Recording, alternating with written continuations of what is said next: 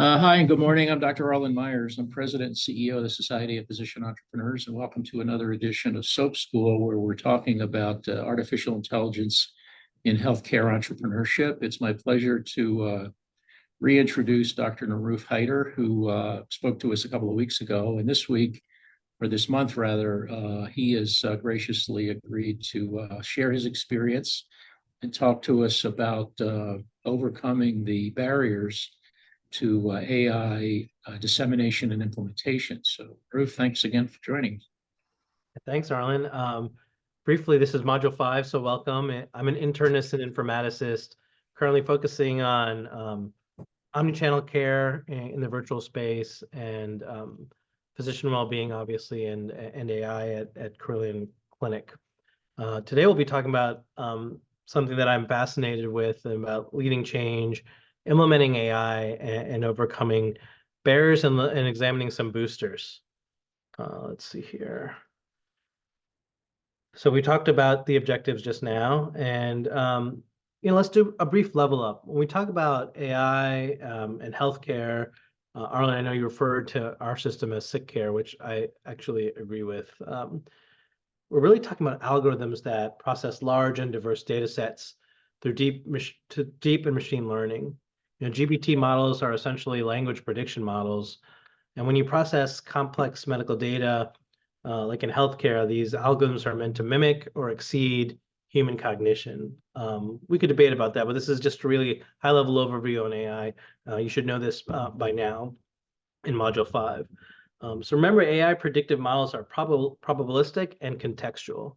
And I think this is actually a pretty foundational concept to know when you're talking about implementation, particularly the contextual part of it. And as you know, can you elaborate a little bit on what you mean by probabilistic and contextual? So, the AI output gives you a probability. And so when you think about probability, you think about all the factors that have informed that probability. And when you implement AI in different locations, so different contexts, different health systems, different populations, both in patients and clinicians, those probabilities and context influence the output of your model. And so when you go to implement something, it's not a one-size-fits-all concept, and that's really important. Okay, so an example would be Mary had a little lamb. So if you were to prompt AI and it says, write me a poem about Mary, the probability of Mary being in that sentence and what follows it would be in the context of a poem. And the probability of Mary had a little lamb, those words probabilistically are the most likely. Would that be a good example? Yes, that's a great example. Yeah, okay. Thanks for that. And we're all here because of the promise and impact of AI, of how we envision it to accelerate how we work, how we document, how we diagnose and treat, how we discover new drugs, how the patient experience can be improved. And really, I think the capabilities in the near term have promise on reducing administrative tasks. But barriers remain. The capability of AI will far outpace how we adopt AI. We have workflow shortages, competing priorities, and honestly constrained workflows in our EMR still as a healthcare industry. So how we implement and approach AI is very important because there will always be amazing AI technology. And the picture here is just a shout out to kind of old school AI. It's a picture of Joshua Letterberg, who co-led development of a product called Dendril. Did you want to move your slide? I'm still seeing AI in healthcare over. Oh, and I'm talking about this picture right here. Oh, the picture on the side. Yeah. Okay. Yeah, it's just a shout out to Dendril, which was one of the first AI systems implemented. Just a little bit of historic background there. Slide 4, we're talking about how patients view AI, and I think as you implement systems it's important to know your one of your customers or one of your segments. And when it comes to patients, the term patient and consumer are interchangeable these days. And I believe that patients want self-service. When you think about over the next 5 to 10 years, self-service is going to be king. They're beginning to view, patients, consumers are beginning to view generative AI as reliable. They want transparency when it's being used. And there's been studies that show that the uninsured are more likely to use generative AI to help get access to healthcare, particularly mental health. They're even comfortable sharing health information. So this is the landscape that we're approaching and that we're in when we go to implement AI systems. And why do you think the uninsured are more likely to use it? Because I think it's it's more accessible tool than Yeah, healthcare expertise, right? right, because it's free and it's easy. Yeah. Right, And even if it's not free, it's cheaper. They don't have right. to take it off. Like they get more empathy, at least preliminarily. Yeah. Another question is, do you think that patients are customers I or think consumers, and why does it matter? I think it's both. I don't think it matters in the sense of the label, but in how we approach them and how health systems organize themselves. I think Yeah, my traditionally, oh, go good. ahead. No, I was going to say that my view is that patients are not customers. Um, in my view, they are consumers, and the differences are, a patient usually is someone who seeks care and all that goes with it. But as you know, in the sick care system, most of them don't actually pay for the care. And most of them have no clue how to vet the care.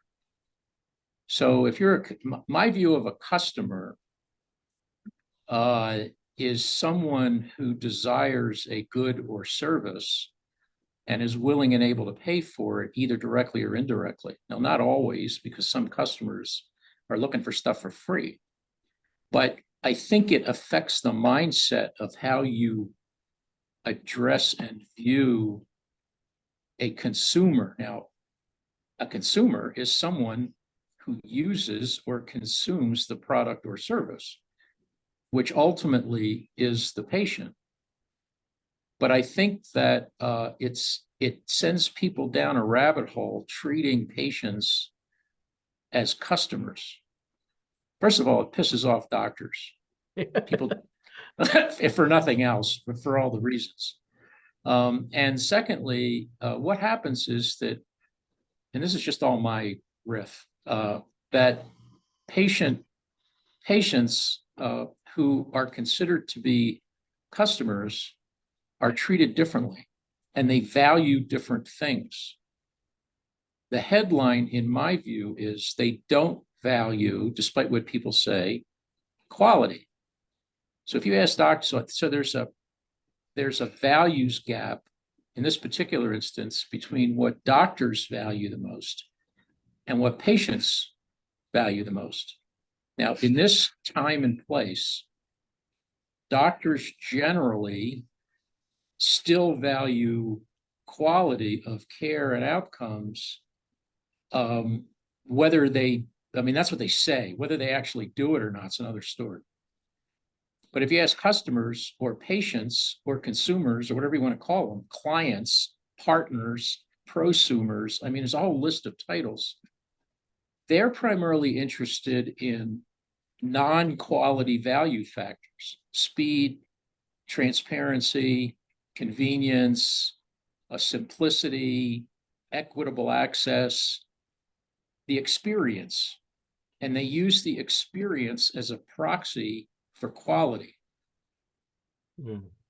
And the facts are there is no correlation between the patient experience and the quality of care they receive. So I think it's a double-ended misperception, and it leads to self-serving conclusions that are not justified.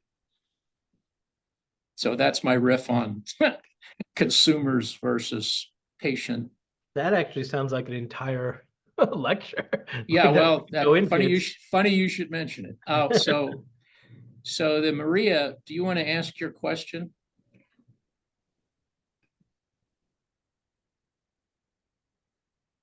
Hey, Maria, are everyone. you? Yeah, hi there.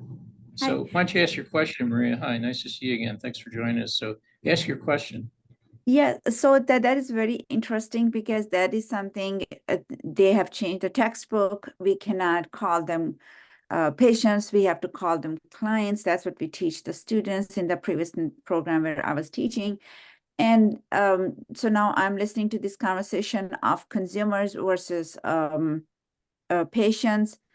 So where would that, is client more, I would say broad and has all those components, individual components that you are describing, Dr. Myers and Dr. Heather. So that is very interesting. So I would like to know that. Thank you. Yeah. So good question. So Maruf, what's your take? You know, my reactions to all of these are. Or does it even matter? I don't think it matters. That's my reaction. Yeah, I mean, I think we have to have a more holistic mindset, and we have to identify what's important in the moment. And I think that's what you said, Arlen, in customer, client, patient. The fact is, one person is probably all of those things, depending on the time and context, right? And we the industry have to recognize that and sort of evaluate what's important to us. Well, I mean, we could get in again. This is a whole nother conversation. But to answer Maria's question, I mean, to me, a client implies a professional service. So, for example, you're a lawyer, and somebody hires you, so you have a client, or you're a consultant, and somebody hires you, and they're a client. It's a very it's very transactional.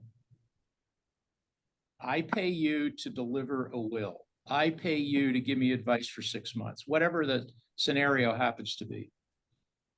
And so I think the problem with all of this language is it's disingenuous and hypocritical, frankly, to call everybody something and then say, but medicine is all about the relationship. I mean, those things don't jive to me. They don't sync. And when it comes to marketing and sales and the patient experience and all that, it's the same. It affects your mindset, and you market to the mindset. So it has to do with a marketing issue. And finally, if you're a doctor and you say, I don't care what people call the people that come and see me for care. Well, then don't bitch if people call you a provider. I mean, it's, what's good for the goose is good for the gander. So I think you have to be sort of upfront and think about it a little bit and figure out where you sit, depends on where you stand, depends on where you sit. But anyway, those are my thoughts. Okay, let's move on. Good question. Thanks, Maria. Yeah, it's a good topic for self-reflection and about the people we see. So we talked about implementing. We're talking about implementing AI, and when you talk about implementing any technology, there's a cadence to expectations of the people that deal with it, right? This is a graph of the Gartner Hype Cycle. Arlen, I know you've talked about this in a lot of your posts. It shows expectations of people surrounding the innovation over time. You can see that generative AI is at the peak of hype, inflated expectations. This is not a scientific evaluation, but it shows a fairly consistent pattern, and I think is a good way to approach a technology when you hear people talking about it. When tech is normally at the peak stage, there is heightened excitement, more media coverage, increased investment, more pilots. Typically, you will have more builders of the product than buyers. And because of this, there'll be rapid iteration of the tech because builders are iterating. That's what they do. And many organizations rush to adopt it without fully understanding implications and suitability of those products because there is so much hype around it. It can lead to implementation failures and disappointments which then, puts you into this valley of despair, which is called the trough of disillusionment here. People are resilient though, and they eventually learn how to use it, and we have an equilibrium. And the point of this is really Gen AI is at a critical time, because we're at the peak of the hype. So there's a lot of expectations around it, and how we implement now and in the future may be different, or the same. That's a debate. And I would typically, call go ahead, I'm sorry. typically the time period, again, this is not a hardened rule, but 5 to 10 years after hype, the peak of hype is when you'll get to the plateau of productivity. And I think with AI, it might be sooner. Go ahead, Arlen. So just a couple of comments. One, it generally takes about 17 to 20 years for a scientific discovery to become the standard of care. I think that in artificial intelligence, I mean, the history goes way, way, way back. So you could make an argument it's actually taken longer. So who knows how long this is going to evolve or take. Everybody's saying, oh, it's going to happen overnight, which obviously it isn't because of all the issues we're discussing. But keep in mind that this is the long game. The second comment I would make is this so-called plateau of productivity.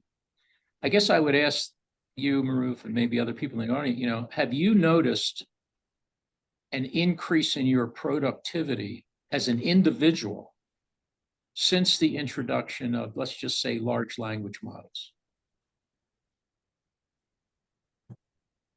I don't know if I'm at a plateau, but I've noticed little bits of productivity in personal life, but maybe definitely not work.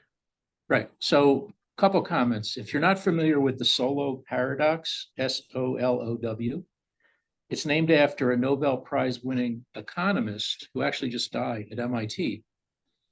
And he's written a lot of stuff, basically what drives economic growth. And his bottom line was technology, and he wrote a bunch of stuff. But his famous quote is that artificial intelligence and technology seem to improve many, many things except productivity.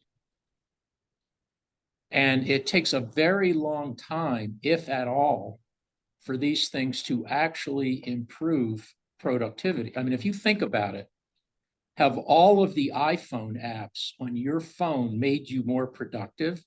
Or are you just wasting a whole lot more time on screen time screwing around with apps? Or every time somebody wants you to do something on a phone, you got to go to your phone and you got to put in a login, password, all the other stuff. I mean, you're spending a half an hour to do something you could have done in the old days on a telephone call in 5 minutes if anybody picked up the damn phone. So the point is that these productivity lags actually have not been proven. And there's a difference between individual productivity and corporate or enterprise productivity, as defined by, productivity means output per unit input. So how much work did you get done per hour of work? That's the Federal Reserve economic definition. And it's a measure of a standard of living.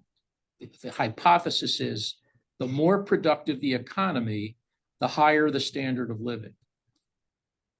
So I would just it's a cautionary tale, because this graph, and just by I think it's over ambitious actually to call it a plateau.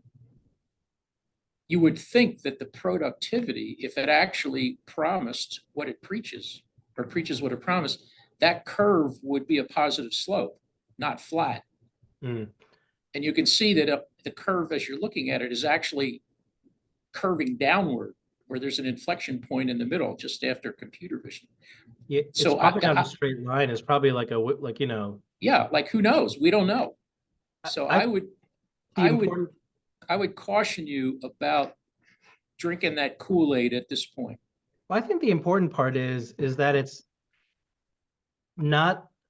doesn't live up to the hype. I mean, I like there's this hype period, because I think expectations are so high, there's a disappointment period. And then you come to some sort of in the middle type thing that's probably variable depending on your time and place and mindset. right? Like, although I do think Face ID, which is, I think I would classify it as a computer vision. I think that's maybe more productive a little bit. Okay, let's move on. But I think your point is true. Like, it's maybe, I think the term productivity might be a little bit of a misnomer. Like, I think that's one of your points, which I definitely agree with. Well, my point is it is what it is. It's the term that economists use. The point is, does AI help achieve it at the individual or enterprise level? And the short answer is, based on what I'm reading in the evidence, is we don't know yet. Yeah. Yeah, it's also, I wonder if that constant strive to get to the next thing also kind of inhibits that, right? Like, you give up what could have helped you with your productivity, maybe. The last graph was, oh, go ahead, Ron. Oh, go ahead. No, I was just going to move on Yeah. and say the last graph was about expectations.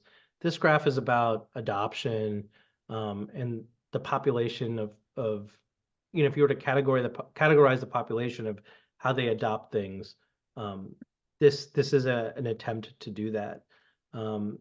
It's called the diffusion of innovation. It was invented by a guy, Everett Rogers, who, just on a personal note, actually was my dad's mentor. My dad's social scientist, public health. And my dad liked him so much, he was going to give him the middle name of Everett, which he didn't. In the end of the day, I think my mom probably stopped him. That's interesting. But anyway, I got to meet him, very nice guy. So, it's hard for most technologies to make the jump from early adoption to where the majority of society will use it. The majority of the population, as you can see in this bell curve, are really described as pragmatists and conservatives in the psychographic section. And the pragmatist really follows herd mentality. If their friends are using it, they'll use it. They'll try it. Conservatives will only use it if it's easy and cheap. So that's the majority of the population, their mindset when they go to adopt a tool. They're always skeptics, just like there are always early adopters and innovators. Like the blue bar titled The Chasm, and I think you wrote a lot about this as well. Many technologies don't ever cross this chasm. And I think typically, if there's not a really high value proposition, and I'm talking sort of 10x level, it's hard to cross the chasm. When you start off with a niche, a small thing, and you show high value, when your innovation is in that space, I think it's a little easier to get to a 10x proposition, value proposition. And Arlen, I'd love to hear your thoughts on this. Typically, the majority adoption, crossing the chasm, will take about 10 years, maybe longer. What are your thoughts on that? Well, on the bottom, I hope everybody can see that you've cited Everett Rogers. Now, that book was written in the 1940s, early 50s. So it's been around for a very long time, and it's sort of this classic model. And then you also cite Jeffrey Moore, who wrote Crossing the Chasm. Now, Moore's book goes back to the heyday of the .com era, and specifically talks about SaaS models. And so my points are that this curve is pretty generic, and it varies, in my opinion, depending on lots of things, not the least of which is what you're trying to accomplish in the technology. So this all gets into what's referred to as dissemination science. And it's an academic domain of outcomes research, typically in public health schools and outcomes research entities. Why don't you go ahead and go ahead through these slide definitions, and then I'll mention what I want to mention. Yeah, sure. It's a great transition. It's I think, like you said, dissemination and implementation science has been kind of rooted in public health. but you can use this in innovation and technology, particularly for complex innovations. And I would classify AI as a complex innovation. You know, you have to use the science for implementation. And dissemination really means actively finding audiences and targeting them, and with the purpose of increasing their awareness and understanding of the innovation. Implementation involves carefully integrating the innovation. So you're targeting and then integrating. And this process includes adapting as well. The innovation needs to suit a variety of situations. And then I included a term pragmatic, and this is actually in trying to prepare for this, this is the first time I came across the pragmatic concept, where really there's a kind of the lab, like the productivity of an innovation in a lab or controlled setting, and then how it acts in real life or in usual conditions. And so the way you implement something and approach something has to be in a pragmatic way for people to adopt it, right? Because you're implementing it in their setting. Yeah, good. So given those definitions, my observations are that because this pretty much has been sort of a theoretical or practical house in schools of public health, I don't think anybody in medical school gets taught anything about dissemination science. And that's a problem, particularly when it comes to artificial intelligence and what we're talking about. It's just another example of everyone is so consumed with the technology, with what it can and can't do, what it doesn't do, with all the issues, with the barrier. The main issue is, to me, is at this stage of the game, how do you get people to responsibly use, in this case, artificial intelligence? You could substitute anything for artificial intelligence, a drug, a vaccine, doctors using a technology, a particular business model. I don't care what it is. The real issue is, how do you get someone to responsibly use whatever it is you're producing and overcome the barriers to do that, which we'll get into. So if you don't have a clue when it comes to dissemination and implementation science, my suggestion to you is you start reading about it and at least have some preliminary understanding. Now, this is an entire master's and PhD domain. People spend a lot of time and their whole life doing this. The most recent and evident example are vaccines. Most of dissemination and implementation science started with, how do we get people to vaccinate their kids? Now it's, how come nobody's getting vaccinated for COVID? It hasn't gone away, or RSV, or flu. It's pathetic numbers of people now are getting vaccinated. Why? All the reasons: political, economic, geographic, socioeconomic, trust, et cetera, et cetera, et cetera. So when it comes to artificial intelligence, I think the Holy Grail is changing doctor and patient behavior. That has to do with, how do you get those folks to responsibly adopt the technology? And the answer to that question is, we don't know yet. We've already found out that through polling, doctors, health executives, and patients don't trust AI. So step one is, you got to create some sort of level of trust before people are going to use it. Now, that's a whole nother conversation, how you do that. But those are just my top of mind thoughts. Yeah, I think you're spot on, Erlen. Maria or Ben, what are your thoughts? I just want to make sure you're included.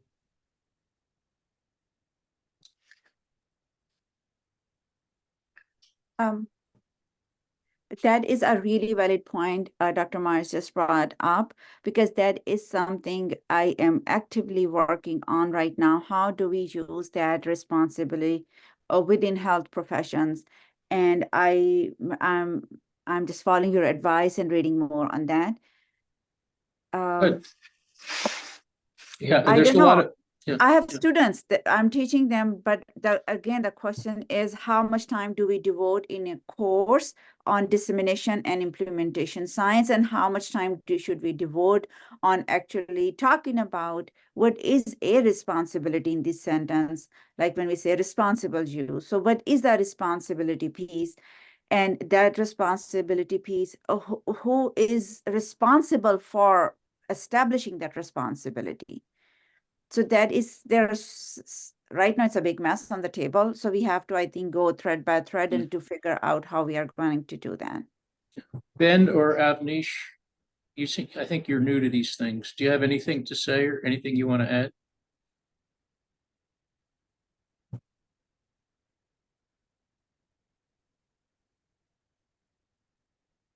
No. Why don't Okay. we, you know, Arlen, you had talked about, again, how we don't necessarily focus on this implementation science. And I definitely agree with you when it comes to technology. Maria mentioned we talk about all these other things, and not necessarily say how to implement it. I think it's critical, the implementation part, because I do think eventually it'll reduce that time to acceptance, and things like that. The minority of AI models, at least in the literature, they don't use a validated framework for implementation. And I would say there's no gold standard for AI implementation. We're going to talk about a model in the next few slides, that I think has promise, but there is no gold standard. And typically, when you look at sort of past AI models and what people have used, they've used something called the technology acceptance model, which is really just focus on the technology and people's use of it. So it's, when we talk about implementation science, it's broader than that, because as you said earlier at the beginning of this lecture, it's contextual.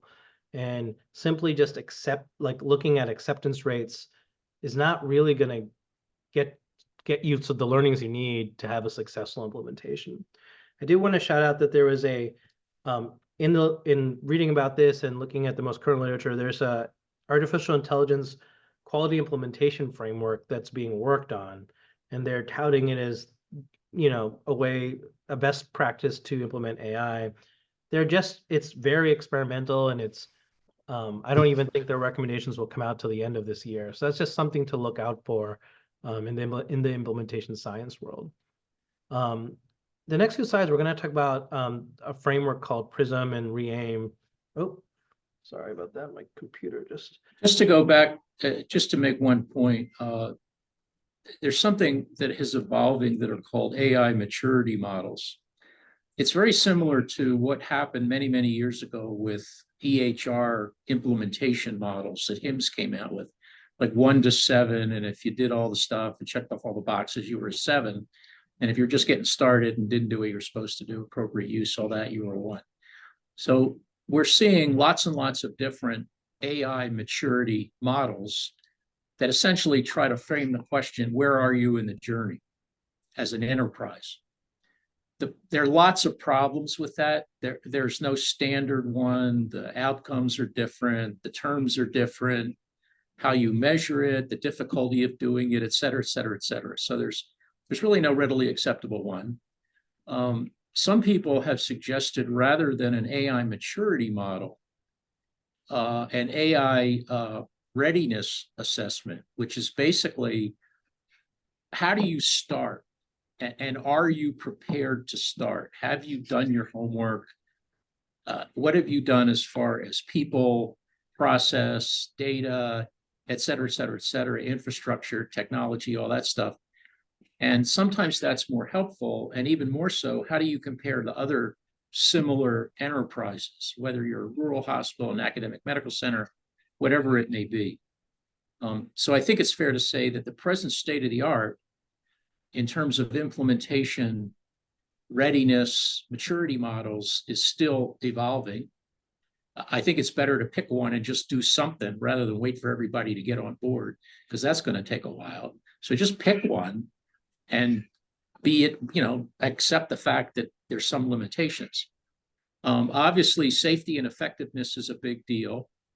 I've suggested maybe we need a package insert in every AI software program. I don't think we need the cotton in the top of the bottle, but somehow there needs to be something that says this is safe and effective, which is not necessarily happening. And finally, a lot of these dissemination and implementation models don't really focus that much on the outcomes. I mean, the whole point of this is to create some sort of impact. It would be like saying, well, let's just prescribe a drug for XYZ and we don't care whether it works or not, which actually is in a lot of cases the case. But I mean, we want something to happen and we want it to be positive. Again, whether it's productivity, whether it's operational, whether it's clinical, whether it's financial, whether it's people, whether it's burnout, the focus really, in my view, has to be on the end result. And how do you measure that? What's the key performance indicator you're trying to achieve? And finally, I think that a lot of these things in artificial intelligence actually don't mitigate. I think they actually contribute to burnout.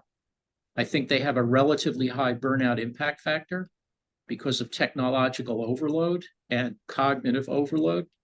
And I don't think we've done a good job of actually questioning that assumption or measuring it.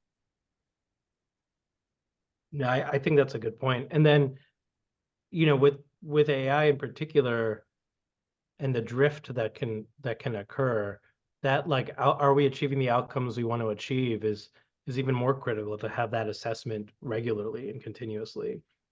One concept I wanted to talk about before we get into that PRISM model is this voltage drop concept. So in a computer lab, in a controlled environment where you're developing an algorithm or a process or anything, if it's 100% effective in your lab, and then when you go to implement it in real life, there will be a drop in effectiveness. And when you look at the different factors that contribute to success, like, will people adopt it? Were people trained enough? How did we implement it? Do enough people have access to it? Are people using it over the long course of time? Is there sustainment to it? There's always this is again a general rule of thumb.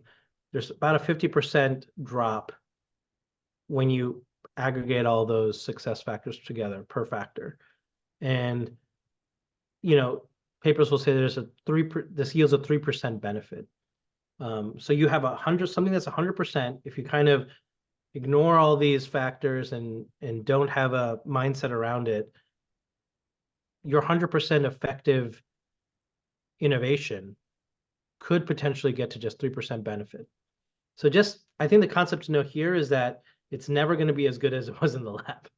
And you have to be proactive to make it as successful as possible. So let's work around a use case. This is a fake use case. So you have you've created an AI predictive model for SOPE health system. And it does really well. You've worked with data scientists and computer scientists, and you've made it work, and you've thought about thresholds and when that predictive model alerts, and it works very well at SOPE. But what would accuracy look like when you first deployed it at the next institution that's interested? Because you've gone on a lot of conferences and talked about how awesome it is. What would accuracy look like? And for you to get the same accuracy and success that you did at SOPE health system, what is required for similar success at the next health system? And anyone can chime in on this. So we're talking about generalizability across a system, and what are the barriers to generalizability? Some of them obviously have to do with well-known things like bias, and the training set is unique to the specific place that you eventually did it.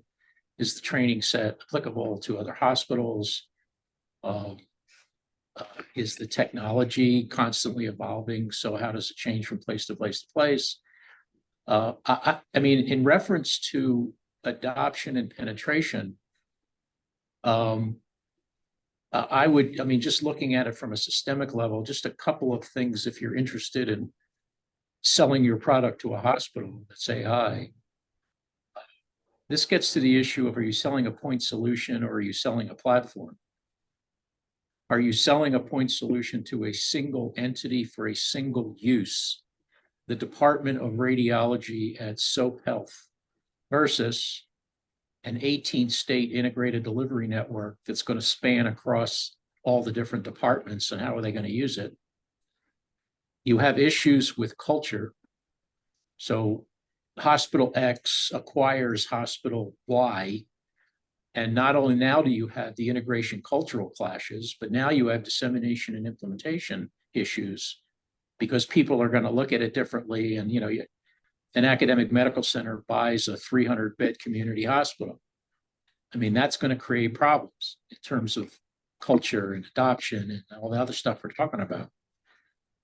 So I think it's not just about the tech. And again, I believe the single biggest problem are people. There's an old saying that engineering is easy, people are hard. And that's the issue as far as I'm concerned. How do you deal with the people issues? Sure, there's some issues with the technology we mentioned. But I think, and more importantly, if you are an internal clinical champion, or you are the hospital executive trying to get this done in your hospital, to me, that is the single biggest issue you face. How do you lead change when it comes to adoption, dissemination, and implementation of artificial intelligence? Yeah, I think you're right. You know, that context matters. I mean, I think that's the heart of it. And whether we're talking about, you know, we're talking about different health systems, whether it be from a large one to a small one, or a small one to a larger one, you can even apply this to different departments because the people are different, right? I think you have to assume that when you transition your intervention to somewhere else, you have to be ready for worsening results when initially deployed. And what is required is retraining on that contextual data. Does that make sense to everyone? Can we? The other interesting thing is, you know, there's a conventional wisdom that doctors are risk adverse. And so they're not going to use this clinically because they're afraid that they're going to get sued. It's not going to work. The quality's not going to be better. It'll get worse, et cetera, et cetera, et cetera. Actually, it's not true. And I think clinicians will understand that different specialties have different personalities and mindsets. And actually, this has been looked at in terms of, are different specialists actually risk averse? And it turns out that some are more risk averse than others. And just personally, I would say that surgeons, and this is a generalization, it turns out surgeons, ER docs, people in high intensity data driven thing, they're less risk averse than internists or psychiatrists or other kinds of folks, pediatricians, that kind of thing. Now, why is an interesting question, and we don't have time to go into that. But my point is, to your point, people will adopt or not adopt AI technology in their department in part based on their risk aversion profile. So you may find that there are some, and it will vary within each individual department. Because if you get 10 ER docs and you're sitting in a room and you're saying, we want to do this, you're going to have 10 personas sitting in the room. Some are going to be champions, some are going to be skeptics, some are going to be bomb throwers, some are going to be supporters. Again, it's about the people and getting the pulse of the room and figuring out who is on your side, who's with you, who's against you. It turns out that your biggest ally is the skeptic in the room if you can convert the skeptic. There's nothing more powerful than a converted sinner. So If you can get that person, this is never going to work. We've tried this before. I got enough, et cetera, et cetera, et cetera. If you can convert that person, you have a real ally on your side. Yeah, I think that really finds that you know, that pragmatism type of person, like the majority of our people, they will follow that turned skeptic, because if he's doing it, I should do it, right? Like that mentality. Right. And particularly doctors, we're social animals. Oh, So yeah. we don't want to be the outlier. We want to be just like everybody else. In fact, we want to live in Lake Wobegon, where 50% of everybody's above average. You ask any surgeon, are you average? No, I'm above average. So we're just that we're creatures of that culture. And so we don't want to be different than the guy or the woman next door. And I think the point of this conversation right here for this slide is, when you go to implement in a different context, so either a health system or a department, you have to be prepared for your outcome to be different. And for that, because that receiver of information of this sepsis alert, like you might have a good accuracy rate, but that clinician has to decide when to listen to it, right? They're influenced by their acuity of their daily census list, the size of their patient list, the size of their institution, and what services are available. This is why AI interventions are not likely to maintain the same kind of effectiveness when initially deployed in a new context. And so that's why you require a reiterative mindset and retraining on that content in that particular context that you're implementing in. And it's why most adoption now is in operations and finance, not clinical, because you don't have to deal with as many people. You're just dealing with data. You just plug and chug, and that's that, sort of. But when you're dealing with people, then you got issues. Absolutely. So I'm not gonna go into the nitty-gritty of this framework, the little writing. Yeah, we have 12 minutes. Yeah. So when we talk about implementation framework, we talk about PRISM and REAIM, and PRISM is a way to approach something. And basically the three at a high level, there are three components. When you look at the top red box, it's all about understanding the big picture, knowing the people involved, the setting, and making sure your diversity points are considered. So different populations, as Arn was talking about. It's like knowing the field when you're about to play a game, walking the field or walking the course when you're about to do a race. The middle section, the blue and orange, is all about focusing on the moves you need to make. It's the playbook. What are the dependencies? Like, how are we going to look at different perspectives? How are we going to reach the most people? And then the third part, the green, is think about it like a scoreboard. How are you going to promote adoption? Like, what are our metrics of success? And have we considered all of them? Does that make sense to you guys? Okay. Yeah, good. We talked about bias, we talked about equity, and particularly in AI, how would you mitigate proliferation of bias as you implement, let's say, the sepsis model? This REAIM framework is a way to do that. It's an iterative framework. In AI active and continuous checks are essential to spot those biases. Anytime you implement somewhere new or a different location, things like you have to ask yourself these questions. How many received it? How effective was it? How many providers are using it? How well was it implemented, and how well is it being sustained? And the way this framework works is it also allows you to look at that equality and bias, and you do it over and over through the life cycle of the model. So putting it all together, the middle box is just is typically what we focus on, what Maria talked about. This is how we build a model, and this is how we validate it, and this is how we think about the data science around it. But those PRISM and REAIM concepts that we talked about should be done in the planning phase and after you build it and implement it, and you need to do it over and over. That's essentially what the Prism and Reaim implementation model does. And I think the theme for this morning has really been about context. That those unique settings matter and the cultural factors matter. Arlen, we have about 10 minutes left, right? Or Yeah, 10 minutes.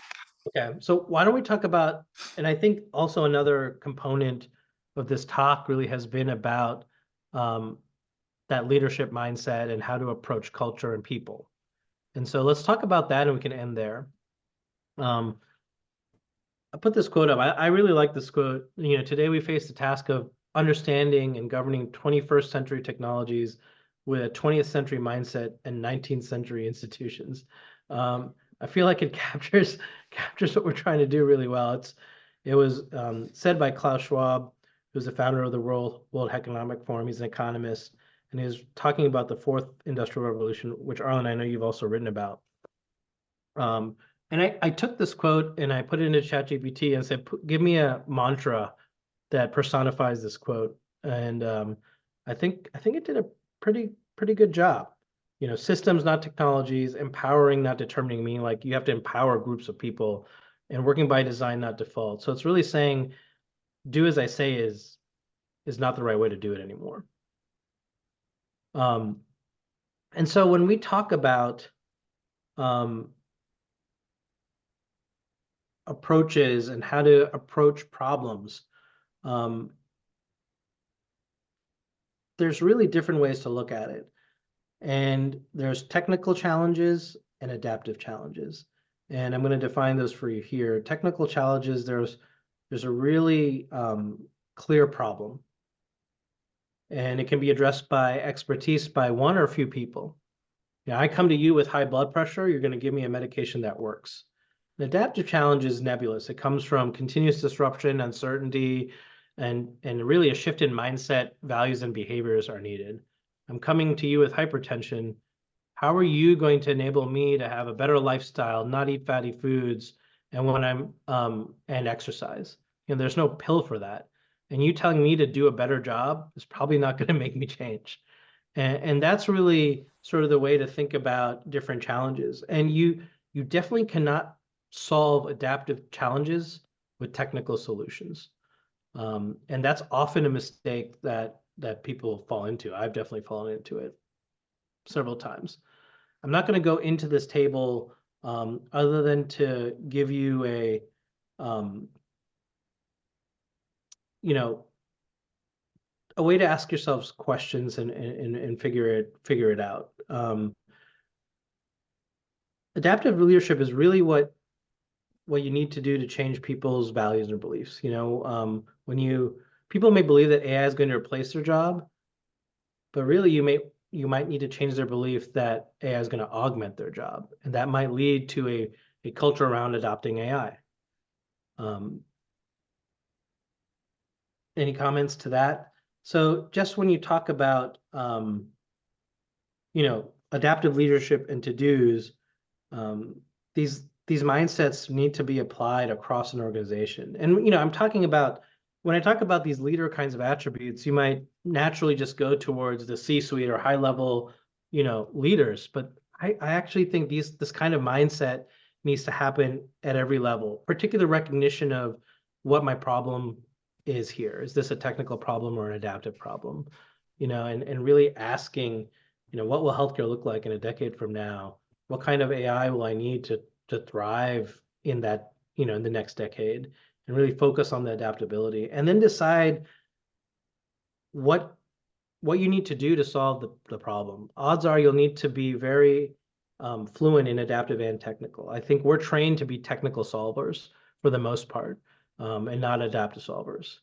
Any comments there, Arlen? My comments are the clinical mindset is not the entrepreneurial mindset. And that's something that we're trying to change in medical education. Two, that we're not living in a linear world. We're living in a volatile, uncertain, complex, and ambiguous world. so-called VUCA conditions, and that requires a different mindset. Third, sick care is a wicked problem. The definition of a wicked problem goes, it's not a word I made up, it's a term of art in economics that means there are multi-system faults that reinforce the dysfunction of each other system. A typical example in sick care is social determinants of health. Any of us who have worked in a safety net hospital understand we are the repository in a safety net hospital of failed social systems. And we treat them, and there's a revolving door. They go back to where they came from, and they wind up back in the ER 2 weeks later. So there's no silver bullet. It's a different mindset in dealing with, and some of these problems are insolvable. All you can do is maximize and optimize the outcomes given the resources you have at hand. So I think, and finally, in my view, most physician leadership programs are not effective. And it's just not my view. In fact, most leadership development programs fail for many, many reasons. So I think we need to rethink, what does so-called physician leadership really mean? And what are we trying to accomplish, and how do we do it? Yeah, I agree with you there. I mean, I think a lot of those leadership programs are an attempt to kind of give us skills that we didn't get in med school, but they tend to be very reactive. And they tend to be a lot of feel-good theater. They really don't accomplish anything. I'm gonna talk about, we're gonna end. I just wanted to mention Cotter's 8-step change model is one that you can use to create a climate for change. There's a lot into it, but creating climate, engagement, and then implementation and looking for sustainment are very key factors, and that's been a key theme throughout this whole talk. I'm just going to end actually real quick on this slide, and well, the next slide. But really, I'm going to bring us back to where we are. You know, we have our healthcare system is high cost, high waste, and margins are going lower. We have a lot of preventable mistakes. We have a lot of fragmented care, and we have a lot of labor shortage. You know, that's really the headwinds that we're dealing with right now. And we've struggled as an industry to put innovation into practice. You know, Arlen's talked about the EMR. We all obsess about the EMR. That's an example. AI is no different. Technology is not the biggest challenge, though, as Arlen said. Culture, people are. And so when you think about implementation, that has to be part of your analysis. What's the culture like? What are the people like? What are they dealing with? And if that's not part of your implementation analysis and action plan, you're probably not going to do well when you implement your solution. And then I'll end on this one. And Arlen, I know this is combining the hype graph and the diffusion of innovations graph. And, you know, we're going to be on a good ride here, I think, of the next few years. It's going to be interesting to see how we as an industry, how patients adopt all our AI tools. I'm hopeful in the sense that I think we will progress a lot. I think we will cross that chasm, and I think AI will be part of our lives, professional and in our when we become patients, or when in our patient lives. So get ready. It's going to be a nice up and down little ride, and always think about people, and always, if something's not working for you, ask yourself, you know, is there an adaptive challenge here that I should be augmenting? And then look for frameworks to help you. Great. Thanks for your presentation. Great ideas. We certainly appreciate all your input. I'm going to say that next month, we hope to see you again. We'll go through another module. I think this is the 7th, so we have 2 or 3 more modules before we end the course, but I really appreciate everybody's participation, and we wish you good luck in overcoming the barriers to AI dissemination and implementation. Thanks a lot, and have a good day. Take care.